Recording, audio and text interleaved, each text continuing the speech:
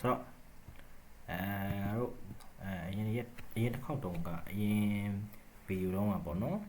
မပြောပြတော့ရင်လဲဆိုလို့ရှိရင် okay တကြီးရနေတယ်ဆိုတော့အရင်ဗီဒီယိုတုန်းကတို့ဘာပြောပြတော့လဲဆိုလို့ရှိရင်ဒီimage တွေနော်ဒီ image တွေက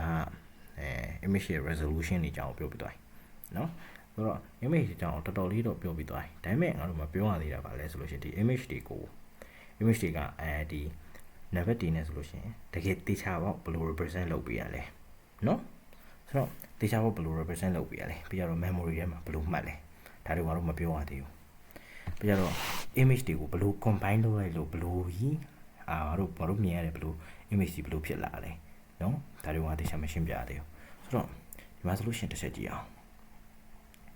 ဆိုတော့ image ငါတို့ဒီနောက်ပိုင်းကစတယ်ပြီးတော့ငါတို့ဒီ image တွေလောက်တာကိုငါတို့တွေက tensor လို့ခေါ်ရမယ်နော်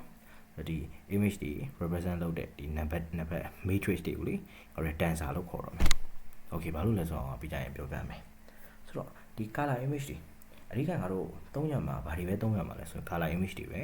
အဓိကတော့သုံးရမှာဘာလို့လဲဆိုတော့ဒီ color image တွေကငါတို့ real world နဲ့အဆက်ဆက်ဆုံးပဲလေဘယ်နေရာရှာ color image တွေပဲအများဆုံးရှိကြတာဟုတ်ဆိုတော့ဒီ color image တွေမှာငါတို့တွေကဆိုတော့အရင်တစ်ခေါက်ကပြောခဲ့တဲ့အတိုင်းပဲ channel က color channel 3ခုရှိတယ် RGB ဆိုပြီးတော့3ခုရှိတယ် red green blue ဆိုပြီးတော့3ခုရှိတယ်ဆိုတော့အဲ့ဒီ3ခုကိုငါတို့တွေကပေါင်းလိုက်ပြီဒီမှာဆိုလို့ရှိရင် red channel ရှိမယ် green channel ရှိမယ် blue channel ရှိမယ်ဒီပုံเนาะဒီပုံကိုသူက color channel 3ခုခွဲထားတာ red ရှိမယ် green ရှိမယ် blue ရှိမယ်နောက်ကြမှာမင်းတို့ကတစ်ချက်ပြအောင်မယ်နောက်ခေါက်ကြမှာလေ practical အနေနဲ့ဒီ channel color channel 3ခုခွဲတယ်ပြီးတော့ပုံ3ပုံထုတ်ပြမယ်ကိုယ်တိုင်လေဆိုတော့အခုကတော့ညာခင်းဆိုတော့ line မကောင်းဆိုတော့လိုတဲ့ package ပါညာ down လို့မရအောင်အဲကြတော့နောက်ရက်ကြမှာတစ်ချက်ဟိုဖြစ်ပေးမယ်လောက်ထားပေးမယ်ဆိုတော့ဒီမှာဆိုလို့ရှိရင်ဒီ color channel 3ခုရှိတယ်အဲ့ဒီ color channel တစ်ခု3ခုကိုတို့ရအပေါ်အောက်ထပ်လိုက်ပြီကွာငါတို့ငယ်တော့မင်းတို့ဟိုဖြစ်ဘူးမှာပါဒီငါတို့ကတော့အနီနဲ့အပြာနဲ့မျက်မှန်လေးလေငါတို့ကြောင်းတော့မင်းတို့တက်ဘူးလားမသိပါဘူးငါတို့ငယ်တော့ဆိုလို့ရှိရင်ကိုယ်ငယ်တော့ဆိုလို့ရှိရင်ဟိုလောက်ပေါ့2တန်း3တန်းလောက်တော့ဆိုလို့ရှိရင်အကောင်လေးတယ်အမျက်မှန်လေးနဲ့စော်တာအကောင်လေးကျတော့ color filter လေးလေဆိုတော့အပြာဘက်ဆိုလို့ရှိရင်အပြာပဲမြင်ရတာလားပါလားမှတ်တော့မမှတ်ပြီးတော့ဆိုတော့အဲ့လိုကောင်လေးတွေဆိုတော့အဲ့လိုမျိုးသူတို့တွေကဒီကောင်တွေကဒီအပြာဆိုလို့ရှိရင်လည်းသူကအပြာနဲ့တက်ဆိုင်တာပဲပေါ့နော်အစိမ့်ဆိုလို့ရှိရင်လည်းအစိမ့်နဲ့တက်ဆိုင်တာပဲ store တယ်အနီဆိုလို့အနီနဲ့တက်ဆိုင်တာပဲ store တယ်ဒီ color space တွေကဒါပေမဲ့ငါတို့တွေကဒီ3ခုအ3ခုကတော့ပေါင်းလိုက်မယ်ဆိုလို့ရှိရင်ငါတို့လိုချင်တဲ့ color တွေအကုန်ရတယ်ဆိုတော့အဲ့ဒီတိုင်းပဲဒီမှာဆိုလို့ရှိရင်ဒီကောင်ကိုငါတို့3ခုခွဲလိုက်လို့ရှိရင်ဒီ3ခုရတယ်ဆိုတော့အ3ခုကိုဒီ color image 3ခုကိုငါတို့ထပ်လိုက်မယ်အဲ့လိုမျိုးအပေါ်အောက်တစ်ခုချင်းထပ်လိုက်မယ်ဆိုလို့ရှိရင်ငါတို့တွေကဒီကောင်ဒီလိုဒီကောင်ရလာမှာပဲเนาะဆိုတော့ငါတို့တွေကအကောင်ကဒီ color channel 3ခုကြောင်းကတစ်ချက်ပြောပြတာဆိုတော့အဲ့ဒါဟုတ်ပြီအဲ့ဒီ color channel 3ခုကိုငါတို့တွေကဘယ်လို store တာလဲเนาะဒီမှာဆိုလို့ရှိရင်တွေ့လားဒီမှာ color channel 3ခုမှာသူကဒီမှာဒါဆိုလို့ရှိရင်အနီရောင်ဒီမှာခွေးတွေ့လားခွေးကလုံးလုံးအနီရောင်ကွာနောက်မှာဆိုလို့ရှိရင်အတိုင်းပဲခွေးကလုံးလုံးအစိမ်းရောင်ဒီမှာဆိုလို့ရှိရင်လည်းလုံးလုံးအပြတ်ရောင်ဆိုတော့အဲ့ဒီ info 3ခုเนาะငါတို့တွေကပေါင်းလိုက်မယ်အပေါ်အထက်အောက်ပေါင်းလိုက်မယ်ဆိုလို့ရှိရင်ငါတို့တွေကဒီခွေးရလာမယ် okay ဆိုတော့အကောင် RGB ပေါ့နော် RGB မဟုတ်ဘဲနဲ့နောက်တစ်ခုလည်းရှိသေးတယ် HSV ဆိုပြီးတော့ဆိုတော့အဲ့ဒါကတော့ငါတို့ဒီရှုပ်နေမှာဆိုလို့နောက်ခါကြာမှာတစ်ချက်ရှင်းပြပေးမယ်ဆိုတော့အခုကတော့ဒီ RGB နဲ့ကိုရှင်းပြောမယ်ဆိုတော့ဒါဆိုလို့ရှိရင် RGB အကြောင်းတေချာနားလည်လောက်ပါပြီဒီဘယ်လိုအဲ့လိုမျိုးဒီဘယ်လိုဒီ color image ဖြစ်လာလဲဆိုတာကိုတေချာနားလည်လောက်ပြီဆိုတော့အကောင်တွေကိုကျွန်တော်တို့ဘယ်လို store လဲငါတို့တွေကသိရမလားငါတို့တစ်ခုချင်းစီ store လို့တစ်ခုချင်းစီဒီသူက3ခုပေါင်းလိုက်မှငါတို့ရတစ်ခုဖြစ်တာလေဆိုတော့အကောင်ကိုငါတို့တွေကဒီ one color channel လို့တစ်ခုချင်းစီသူကထွက်တာလေဘာလို့ဆိုတော့ဒီ red ဆိုလို့ရှိရင် red color channel အတွက်တက် matrix တစ်ခုဒီ green ဆိုလို့ရှိရင်လည်း green color channel အတွက် matrix တက်တစ်ခု blue ဆိုလို့ရှိရင်လည်း blue color channel အတွက် matrix တက်တစ်ခုအဲ့လိုမျိုးထွက်တာအဲ့ကြတော့ငါတို့တွေက blue သုံးလဲဆိုလို့ရှိရင်ဒီပါသူ့ရဲ့ငါတို့တွေကဒီ storage ဆိုပြီးရှိတယ်အဲ့ဒီမှာကျတော့ငါတို့တွေကဒီ mathematics ပိုင်းဒီတင်ရှာပိုင်းလုပ်ပြီးတဲ့ကောင်းနေဆိုလို့ရှိရင်သိတယ်ဟုတ်တယ် tensor ဆိုတာကိုသုံးတယ် tensor ဆိုတာကကျတော့ဘာလဲဆိုတော့ငါတို့ပုံမှန် array တွေလीprogramming လုပ်ပြီးလဲဆိုရင်သိတယ်သူဆိုသိတယ် array ဆိုတာကဘာကိုပြောလိုက်လဲဆိုလို့ရှိရင်ဒီ list of number တွေပဲငါတို့ငယ်ငယ်ကလေးတင်မှုပါဒီမှာ1နဲ့3 4ဆိုတော့ဒါက array လို့ခေါ်တယ် list ခေါ်ကြိုက်လို့ခေါ်ရတယ်ဒီက 1D array နော်ဘာလို့ 1D array လို့ခေါ်တာလဲဆိုလို့ရှိရင်သူ့ရဲ့ dimension ကတစ်ခုပဲရှိတာဒီတိုင်းနော် b တိုင်းဒီလို b တိုင်းတစ်ခုပဲရှိတာနော်အဲ့ဒါကြောင့်မလို့ငါတို့က 1D array လို့ခေါ်တယ် 2D array ကြတော့ဘယ်လိုဖြစ်မလဲ 2D okay တင်လို့ရတယ် 2D array မှာကကြတော့ငါတို့ဘယ်လိုဖြစ်မလဲဆိုလို့ရှိရင် 2D array ဆိုတာကငါတို့ဒီဘောကကောင်းမယ်ရှင်းလေးကွာ 2D array ဆိုတာဒီကောင်းကောင်းမယ် 2D array ကိုကြောင့်ငါတို့ဘယ်လိုခေါ်လဲဆိုလို့ရှိရင် matrix လို့ခေါ်တယ်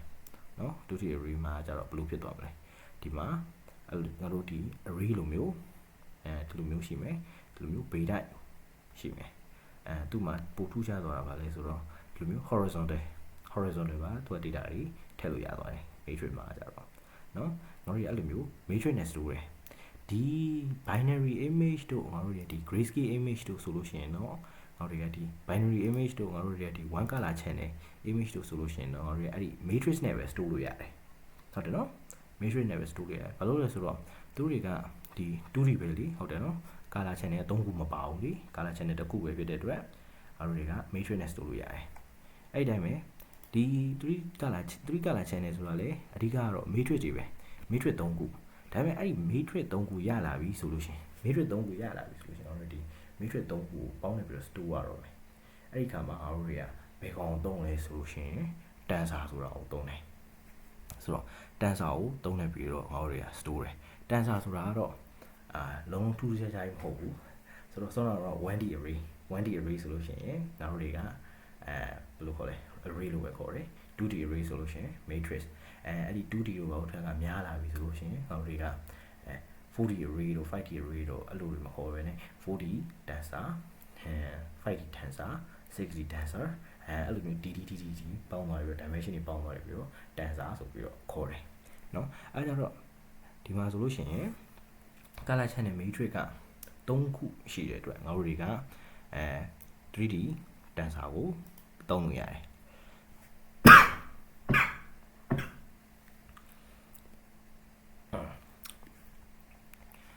ဆိုတော့အဲ့ဒီ 3D tensor ကဘယ်လိုမျိုး image တွေကို store မှာလဲဆိုလို့ရှိရင်ဒီမှာပထမဆုံးငါတို့ဒီမှာ 3D tensor မှာငါတို့က store တာကိုမပြောဘူးလေဒီ 2D tensor မှာငါတို့ image တွေကိုဘယ်လို store ရလဲဆိုတော့ပြောပြမယ်ဘာလို့လဲဆိုတော့ကွန်ပျူတာထဲမှာဒီ matrix လိုက်ကြီးကိုတွားပြီးတော့ store လို့မရအောင်ကွန်ပျူတာက 1D နဲ့ပဲအလုပ်လုပ်တာเนาะ 1D နဲ့ပဲအလုပ်လုပ်တာအဲ့ဒီတော့ငါတို့တွေကဒီတက်ကွက်ချင်းစီဆိုတော့အစင်လိုက်စီပြီးတော့ကွန်ပျူတာတွေကိုထည့်ပေးရတယ်ကွန်ပျူတာရဲ့ထည့်ပေးရလေဆိုတော့အဲ့မှာဆိုလို့ရှိရင်သူကဒီလိုမျိုးထည့်ပေးရတဲ့ပထမဆုံးငါတို့တွေက row major နဲ့ column major ဆိုပြီးတော့နှစ်မျိုးရှိတယ် row major နဲ့ column major ဆိုပြီးတော့နှစ်မျိုးရှိတယ်ဒီကောင် grayscale တွေကဘယ်လို store လုပ်လဲဆိုတာပေါ့နော် row major နဲ့ column major ဆိုပြီးတော့ရှိတယ်ဒီ row major မှာကြတော့သူကဘယ်လိုစလဲဆိုတော့ဒီ row ရှိတယ်ဒီ row ကနေစပြီးတော့ဖတ်သွားတယ်ဒီကောင်ကိုဒီအဆုံးရောက်သွားပြီဆိုလို့ရှိရင်အကောင်က array တစ်ခုပြီးသွားတယ်အကောင်ကပထမ row နောက်ထပ် row အဲ့လိုမျိုးဖတ်ပြီးသွားတယ်ဖတ်တယ်ပြီးတော့သူကဒီကွန်ပျူတာရဲ့ memory ထဲမှာသွားပြီးတော့ထည့်ပေးထားတယ်ဒီလိုမျိုးပဲသူရဲ့ဒီ image value တွေနော် color value တွေကိုသူကတစ်ခုချင်းစီဖတ်ပြီးသွားတယ်ဒီ pixel ရဲ့ value တွေဒီ pixel ရဲ့ value တွေကိုတစ်ခုချင်းစီဖတ်တယ်ပြီးတော့ store ပေးသွားတယ်ဆိုဒီ row လိုက် store ပေးသွားတယ်ဒီ column major မှာကျတော့သူကဒီအပေါ်အောက်ဖတ်တယ်ပြီးတော့ store ပေးသွားတယ်ဥပမာဆိုလို့ရှိရင်ဒီလိုမျိုးအပေါ်ကနေလာအောက်အတိုင်းဖတ်ပြီးသွားတယ် ပေါ်နေလားအောက်တိုင်းဒီမှာဆိုလို့ရှိရင်ဒီခွေးပုံတိုင်းပဲဒီမှာဒီလိုမျိုးcolumn measure ဆိုလို့ရှိရင်သူကဒီလိုမျိုးဖတ်ပြီးသွားတယ်ဒီလိုမျိုးဖတ်ပြီးသွားတယ် row measure ဆိုလို့ရှိရင်ဒီလိုမျိုးဖတ်ပြီးသွားတယ်ဒီလိုမျိုးဖတ်ပြီးသွားတယ်အဲ့လိုမျိုးပေါ့နော်အကောင်ကငါတို့ဒီ 2D ဒီမှာ store တာအကောင်ကိုငါတို့တွေကဘယ်လိုခေါ်သေးလဲဆိုလို့ရှိရင် HW နဲ့ WH ဆိုပြီးခေါ်သေးတယ်ဘာလို့ဆိုတော့ဒီက horizontal ပြီးမှသူဘယ်လိုခေါ်တာဒီက height ပြီးမှ width လာတယ်width ပြီးမှ height လာတယ် width ကနေ height အဲ့လိုလားမသိဘူးဘယ်လိုခေါ်ရလဲမသိတော့ဆိုတော့ HW WH ဆိုပြီးတော့လည်းမှတ်လို့ရတယ်ဒါပေမဲ့ငါကြိုက်တာတော့ row meter column meter ပဲခေါင်းတယ်ဒီကောင်ကပိုရှင်းတယ်ဆိုတော့အဲ့လိုမျိုး row meter column meter လေဆိုပြီးတော့သုံးတယ်ဒါပေမဲ့ငါတို့တွေကအသုံးအများဆုံးကဘာလဲဆိုလို့ရှိရင် row meter ကိုငါတို့ကအသုံးအများဆုံးပဲဆိုတော့အကောင်ကငါတို့ဒီone color channel တွေကိုစတိုးတာပေါ့နော်ဒါပေမဲ့ငါတို့ 3D မှာကြတော့ပုံများသွားပြီ3D မှာကြတော့ color channel 3ခုတောင်ရှိတာလीနော် color channel 3ခုတောင်ရှိတာဆိုတော့ငါတို့တွေကcolor channel 3ခုတောင်ရှိတာဆိုတော့ငါတို့တွေက blue store မှာလေဟုတ်တယ်မလားဘာလို့လဲဆိုတော့ဒီ color တွေငါတို့တွေကရှုပ်မသွားအောင်ပါဟုတ်တယ်မလားရှုပ်မသွားအောင်လုပ်အောင်မယ်ဘာလို့လဲဆိုတော့ဒီ red color value နဲ့ green color value နဲ့အဲ့လိုမျိုးမှားပြီးတော့ဟိုဟာဖြစ်မိသွားတယ်ဆိုလို့ရှိရင်ဒီ